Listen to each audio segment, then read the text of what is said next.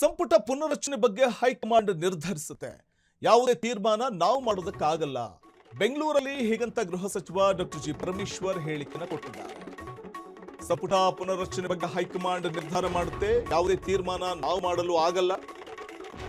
ಇದು ಬೆಂಗಳೂರಲ್ಲಿ ಗೃಹ ಸಚಿವ ಪರಮೇಶ್ವರ್ ಅವರ ಹೇಳಿಕೆ. ನಮ್ಮ ಅನಿಸಿಕೆಯಂತೆ ಹೈಕಮಾಂಡ್ ನಿರ್ಧಾರ ಮಾಡಲ್ಲ, ಊಹೆ ಮಾಡಿಕೊಂಡು ಮಾತಾಡುವಂಥದ್ದು ಸರಿಯಲ್ಲ. 2-3 ಬಾರಿ ಗೆದ್ದಂಥವರು ಸಭೆ ಮಾಡಿದ್ದನ್ನ ಹೈಕಮಾಂಡ್ ಗಮನಿಸಿದೆ ಅಂತ ಹೇಳಿದ್ದಾರೆ. ಸಮಸ್ಯೆ ಬಗೆಹರಿಸುವ ಕೆಲಸವನ್ನ ಹೈಕಮಾಂಡ್ ಮಾಡುತ್ತೆ ಅಂತ ಬೆಂಗಳೂರಲ್ಲಿ ಗೃಹ ಸಚಿವ ಡಾಕ್ಟರ್ ಜಿ ಪರಮೇಶ್ವರ್ ಹೇಳಿದ್ದಾರೆ.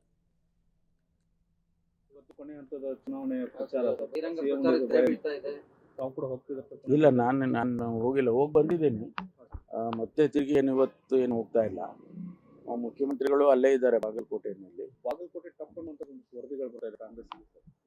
ಎಲೆಕ್ಷನ್ ಅಂದ್ರೇನೆ ಟಫು, ಅದನ್ನ ಗೆದ್ಕೊಂಡು ಬರೋದೇ ಅಲ್ವಾ.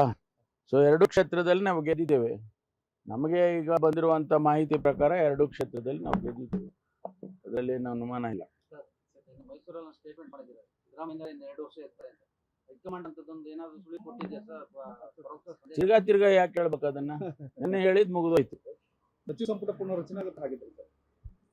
ಗೊತ್ತಿಲ್ಲಪ್ಪ, ಅದನ್ನ ಏನ್ ಮಾಡ್ತಾರೆ ಅಂತ ಹೇಳಿ ನಾನು ಹೇಳಕ್ಕಾಗುತ್ತೆ. ಹೈಕಮಾಂಡ್ ನವರು ನೋಡಿ, ಮುಖ್ಯಮಂತ್ರಿಗಳು ಹೈಕಮಾಂಡ್ ನವರು ಅವರು ತೀರ್ಮಾನ ಮಾಡೋದು. ಇದನ್ನ ಪದೇ ಪದೇ ನೀವು ಕೇಳ್ತಾ ಇರೋದು, ಅದನ್ನೇ ಹೇಳೋದು, ನಾವು ಅದನ್ನೇ ಹೇಳೋದು.